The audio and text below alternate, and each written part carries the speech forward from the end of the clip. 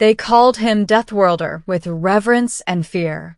Not because he was a monster, but because he came from Earth, one of the most hostile habitable planets in the galaxy. Toxic plants. Apex predators. Natural disasters. Humans thrived there impossibly. Cade Nolan, an ex-engineer and survivalist, stood alone on the scorched surface of Garavel 9, a world long dead. His breath fogged the inside of his cracked visor as he moved through the ruins of what was once a sprawling alien civilization. Metallic spires jutted from the cracked terrain like bones from a corpse. He wasn't here for exploration. He was running from something. 3 weeks ago, the Mercury Syndicate branded Cade a fugitive for refusing to help design weapons using forbidden tech. He'd stumbled across Garavel 9 during a blind warp jump, one chance to escape certain death. Cade didn't expect to find anything here. Just sand, ruin, and the cold hum of silence. Until he heard the voice. A mechanical whisper. Weak. Broken. Query. Identification. Guardian Unit 17. Request. Restoration status. Critical. He found it half buried under collapsed stone and rust. The Guardian was massive, 7 meters tall, plated in alien alloys unknown to human science, its once polished armor dull with centuries of decay. Its eyes, 2 recessed orbs glowing faintly blue, flickered like dying stars. Most would have left it. A relic. A trap. A waste of time. Cade didn't. He was human. And humans fixed broken things. It took him 10 days to get the Guardian operational. He scavenged cables from his own ship, rewired processors, replaced damaged circuits with human tech, and even reprogrammed parts of its AI core using a hybrid code he'd improvised from Galactic Basic and Old Earth assembly language. On the 11th day, it rose. With a low hum, Guardian Unit 17 stood upright, towering above Cade, its form casting a long shadow over the ruins. It turned its head slowly, scanning the surroundings, then focused on Cade. Repair successful. Unit 17 online. Creator signature. Incompatible. You are not Solari. Cade nodded, breath tight in his chest. No. I'm human. From Earth. Acknowledged. Secondary protocol initiated. Protector mode. You have restored me. I will guard you until expiration. Cade blinked. Wait, what? Bond established. Threat detection engaged. Protocol override granted to Cade Nolan. Confirm command authority. Confirm. And just like that, Cade was now bonded to an ancient alien war machine. Over the next few days, the Guardian followed him everywhere. It repaired damaged infrastructure in silence, cleared debris, even started repowering dormant energy nodes in the ruins. It never tired, never questioned. Cade began documenting everything. The Guardian revealed parts of Garavel 9's history, once home to the Solari, a race that vanished in a catastrophic civil war over AI autonomy. Guardian Unit 17 was one of the last. A protector class, designed not to destroy, but to defend. Cade began to wonder. If they were protectors, who were they defending against? His answer came on the 15th day. A Mercury warship dropped out of warp above Garavel 9. They'd found him. The sky lit up in burning orange streaks as orbital rounds slammed into the planet's surface. Cade ran through the ruins, ducking falling debris and explosive shockwaves. Guardian, I need cover.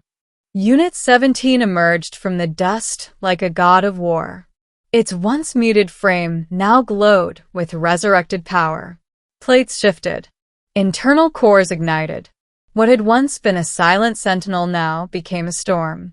Mercury dropships descended, sleek black craft with plasma turrets and boarding units. The Guardian stepped forward. Threat detected. Authorization. Protect Cade Nolan. Its arms split open, revealing energy shields and weapon pods that hadn't activated in millennia. With a single motion, it launched into the air, yes, flew, and intercepted the first dropship mid-descent, cleaving it in half with a beam of sheer kinetic force. Cade watched in stunned awe. That thing shouldn't even be operational. But it wasn't just operational, it was learning, adapting, evolving.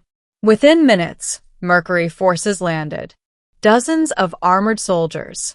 Drones. Pulse cannons. They converged on Cade's position. And then the Guardian changed. Its voice, previously neutral, deepened. Echoed with something older, more aware. You hurt the one who healed me. Now, I remember what I am. Its armor shifted. Ancient inscriptions glowed. Symbols not seen for centuries flared like fire. And then it spoke in the old tongue of the Zalari, words Cade's translator couldn't fully comprehend. All he caught was, I am the last Oathkeeper. And then chaos. The Guardian moved like lightning. Defensive pulses knocked out drones midair. Shields deflected plasma.